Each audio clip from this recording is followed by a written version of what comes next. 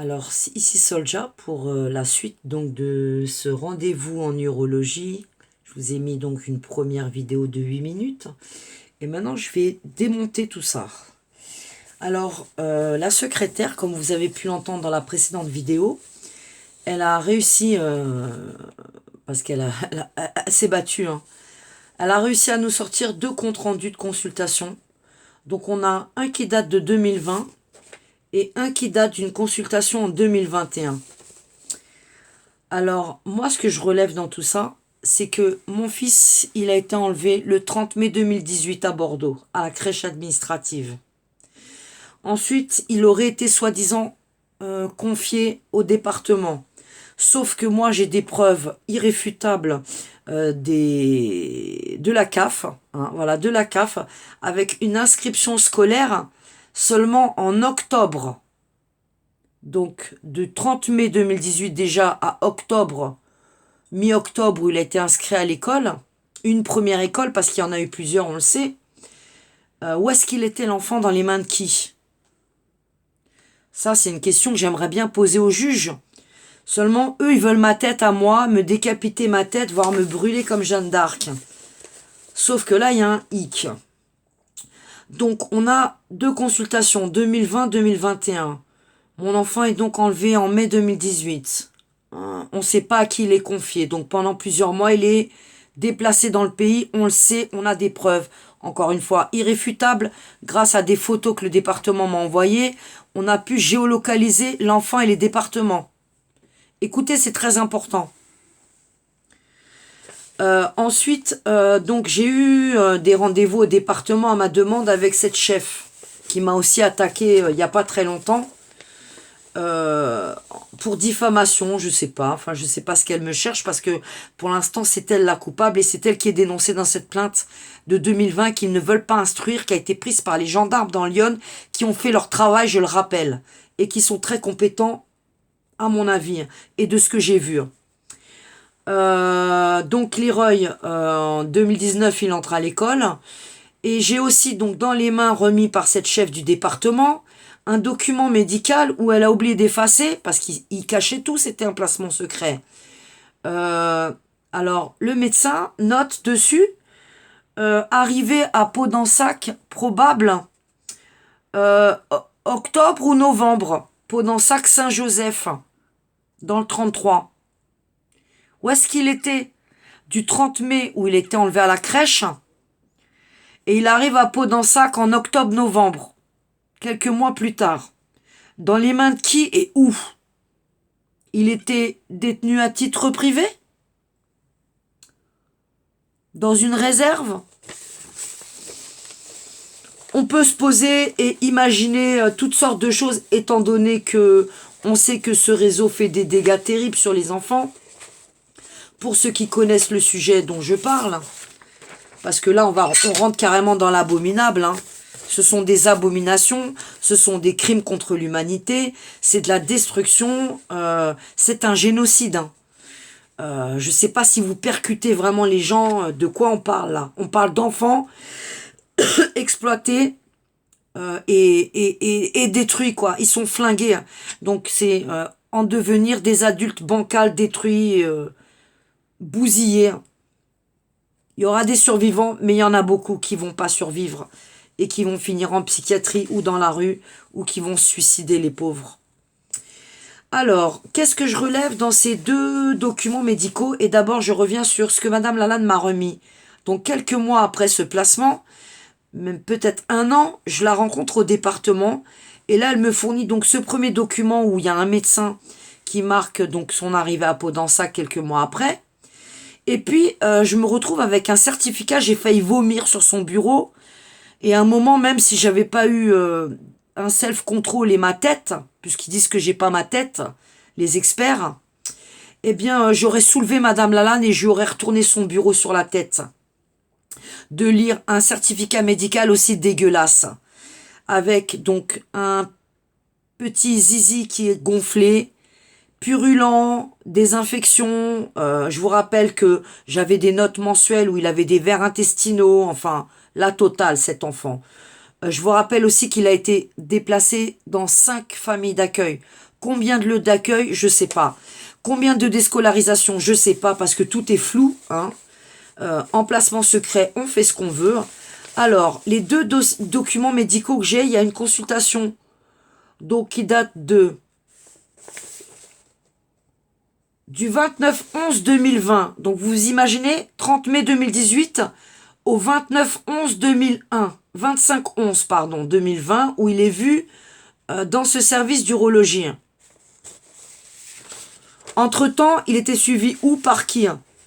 Eh ben, ils l'ont laissé comme ça pendant des mois et des mois et des mois. Est-ce que vous imaginez les souffrances d'un petit enfant de 3 ans, voire 4 ans, avec des infections à répétition, peut-être des troubles urinaires, hein, et du pu tout le temps? Est-ce que vous pouvez vous imaginer ça, vous, si vous avez encore un peu d'humanité? La souffrance d'enfant.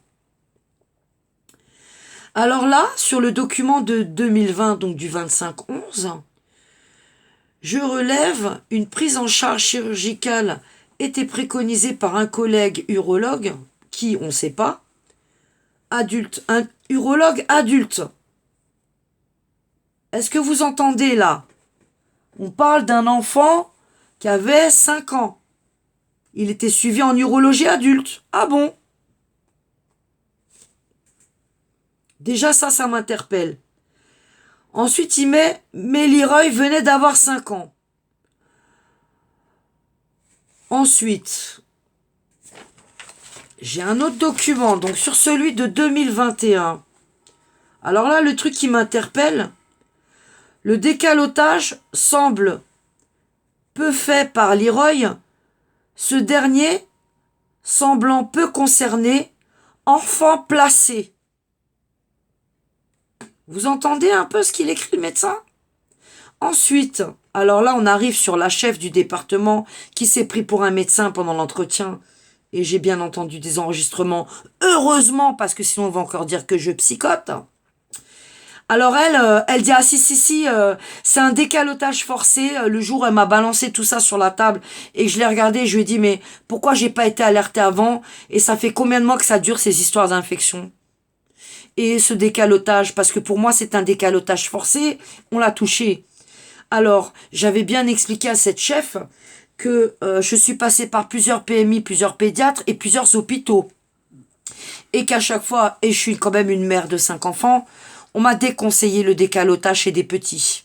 Vous pouvez nettoyer, aller un petit peu autour du prépuce, laver avec un peu d'eau, mais pas plus. On décalote pas un tout petit. Vous savez ce qu'il a marqué le médecin là? Le décalotage se fait entre 5 et 7 ans, habituellement. C'est un médecin urologue pédiatrique. Voilà. Donc voilà ce qu'on a récupéré aujourd'hui de ce suivi à Bordeaux secret, parce que c'est X et X. Alors j'ai donc vu ce médecin aujourd'hui à la clinique de Sens, et je vais quand même vous donner mes impressions. Je me suis cru au marché, emballer c'est peser. Donc Leroy, il l'a mis sur la table à une vitesse sidérale. Moi, il a évité les questions et il m'a jamais regardé dans les yeux pendant les 5 ou 7 minutes qu'on est resté dans son bureau. Mon enfant, il ne l'a pas déshabillé sur la table. Il ne l'a pas palpé non plus. Leroy, bien entendu, il était très angoissé parce que il arrêtait pas de répéter « J'aime pas qu'on me touche, j'aime pas qu'on me touche ». Et même la référente m'a expliqué que il a fallu le préparer pour ce deuxième rendez-vous, parce que je vous rappelle que le premier, le médecin s'est tiré en vacances et personne n'a été informé au foyer. Elle me l'a encore certifié aujourd'hui. Il n'y a aucune trace des mails d'annulation de la clinique. Donc ce médecin, il a évité mes questions. À un moment, il a demandé si Leroy avait des antécédents médicaux. Et là, moi et la référente, on s'est regardé. Alors j'ai dit oui, bien sûr. Des vers intestinaux, des infections à répétition, de l'eczéma, des allergies, de l'asthme, puisqu'il était souvent sous ventoline. Hein, Madame Lalanne à Bordeaux, vous qui m'avez transmis toutes ces notes, vous le savez bien, puisque vous les avez lues avant de me les transférer. Et puis d'ailleurs, vous étiez donc responsable de mon enfant, je vous l'ai rappelé au début du placement, donc vous deviez veiller sur sa sécurité et avoir un lien régulier avec la structure et les personnes à qui était confié Leroy. On voit bien tous les ratés, donc là, on n'est même plus dans le dysfonctionnement, on est vraiment dans... Enfin, les faits sont caractérisés, avérés, et les preuves sont irréfutables, donc j'ai vraiment affaire à un réseau, une bande organisée et qui sévit sur tout le territoire, donc dans tout le pays. Et je peux vous dire qu'ils sont bien tous reliés. Quel que soit l'endroit, le lieu où je suis attendue tout le temps. Voilà. Donc mon rendez-vous et mon impression d'aujourd'hui. Donc, alors, il a préconisé peut-être dans quelques mois, si Leroy ça le gêne, une petite circoncision, hein. En attendant, il nous a filé une bouteille de Daquin, si jamais il est infecté. Et puis voilà, quoi. Il nous a fait sortir de son bureau très rapidement. Et il a absolument pas posé de questions sur le suivi à Bordeaux. Il en avait rien à foutre, c'était clair. Donc j'avais encore en face de moi, je sais pas. Je ne donnerai pas son nom pour pas être attaqué, hein. Bien sûr, je préserve l'anonymat de ces personnes et je remercie quand même la bienveillance du foyer qui accueille mon enfant et toutes ces personnes de l'ASE qui font leur travail. Donc encore une fois, j'attaque pas toute la protection de l'enfance, mais je dégomme seulement et je dégomme pacifiquement avec des faits et des preuves, parce que aujourd'hui, si on n'enregistre pas, on filme pas et on n'explique pas les choses et les situations qu'on traverse, on n'est pas crédible. Et devant un tribunal, on n'a aucune chance de gagner. Quand bien même moi, ça fait déjà 13 ans que je me déplace dans ce pays, avec déjà 4 victimes dans ma famille, à mon actif, sur mon petit dos de maman. Celui-là, j'ai pas envie de leur laisser, je vais me battre jusqu'à la mort, hein. C'est l'expression, c'est une expression, voilà. C'est mon fils, c'est mes entrailles. Et derrière Leroy, hein, eh bien, ils sont des milliers. Donc, continuez à me censurer, continuez à vous occuper du Covid, de l'Ukraine et de Mélenchon, Pécresse, Le Pen, Macron. En attendant, la machine, elle tourne. Et je peux vous dire que tous les jours, j'ai des parents qui m'appellent et tous les jours, il y a des rafles. Il y a encore 4 jours, j'ai rencontré une ancienne victime de Sucy-en-Brie qui habite dans mon secteur. Vous voyez, le hasard fait bien les choses. Elle en est à son 6e enfant. Elle en attend un 7e. Et ils vont lui arracher probablement. Voilà. Donc, ben, je vous laisse cogiter. Alors, vous m'aimez pas. Hein. Je suis dur, je suis cash, je suis tout ce que vous voulez. Ma gueule ne vous plaît pas. Mais moi, encore une fois, je vous le répète, je ne suis pas là pour vous parce que je ne suis pas vous. J'ai un cœur, une conscience.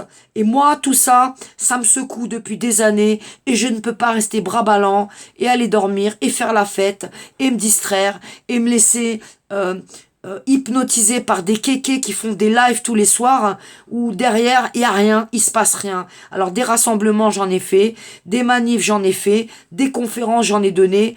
Aujourd'hui on en est là. On est divisé à un point, mais c'est surtout parce que il y a une très très très très forte opposition contrôlée pour ceux qui connaissent ce mot.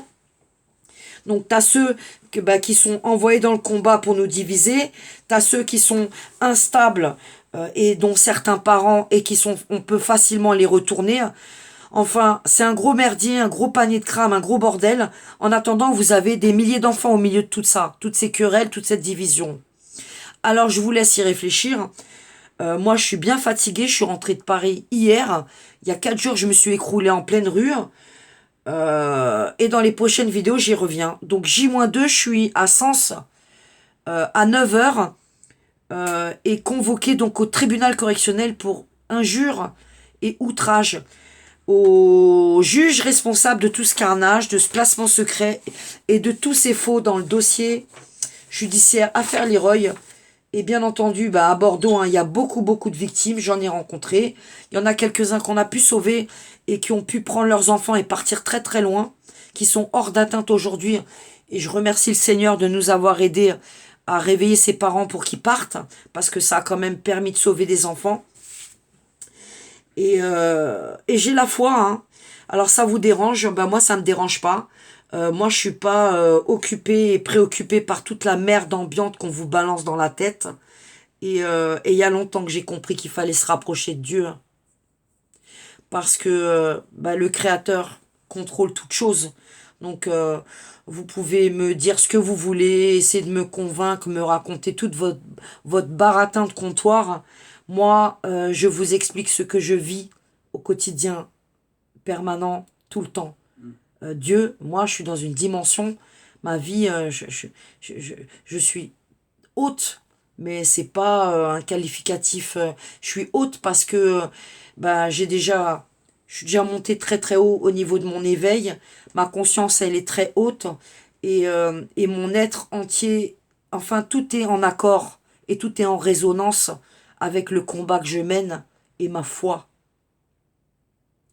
Ce combat, il est ici, sur terre, en enfer où nous sommes, nous les croyants, persécutés parce qu'en plus on revendique, on défend notre foi et c'est Dieu, notre Père, et Jésus qui nous illumine et qui va rallumer la lumière dans ces ténèbres. En tout cas, moi j'agis pour les enfants d'abord et j'essaye de sauver tous ceux que je peux, quoi. Donc si vous avez toujours pas compris ça, continuez à me censurer, continuez à ne pas me relayer. Moi je suis celle qui vous veut du bien, pas celle qui vous veut du mal. Donc vous trompez pas d'ennemis. Moi je sauve, je tue pas, je détruis pas, je fais pas de mal. Que Dieu me préserve de devenir comme tous ces gens-là, euh, une personne qui tue, qui massacre. Non, j'ai pas toutes ces pensées-là, j'ai même pas envie de tuer. Parce que le jour du jugement est proche. Et repentez-vous, braves gens, peuple, repens-toi. Parce que tout ça, tu en es responsable. De par ton silence, tu en es coupable parce que tu as fermé les yeux et que tu as laissé tous ces enfants périr. Ouais. Les enfants d'abord, pourquoi? Parce que les enfants sont en première ligne dans cette guerre. Ouais. C'est eux qui sont sur le champ de bataille. Et ils sont braves, dignes et courageux. Et beaucoup, beaucoup. Les enfants ne vous arrivent pas à la cheville. Soldier la route. J'ai un mail, soldier.combat. Je vous mets un lien PayPal, tous ceux qui veulent m'aider parce que je travaille avec ma pension d'handicapé. Je remercie les quelques personnes qui me font des dons occasionnels. Ça m'aide à avancer, à me déplacer, à acheter un minimum de matériel, à imprimer, parce que partout où je passe, dans mon sac à dos, j'ai des tracts, j'ai de la doc, et quel que soit l'endroit où je vais, eh bien je parle de ce qui se passe dans mon pays. Soyez des lanternes. Vous voyez cette petite bougie-là, neuvaine qui brûle, que j'ai allumée hier? Eh bien oui, soyez des lanternes, soyez des lampes. Et mettez de la lumière, parce qu'il n'y a que ça qui peut chasser l'ombre. Je vous embrasse tous très fort. Relayez ma vidéo, s'il vous plaît. Affaire Leroy Bordeaux. Soldier Roots combat. Spirituel combat. Ne l'oubliez pas. La vérité, celle qui vous rendra libre. Évangile de Saint Jean. Amen.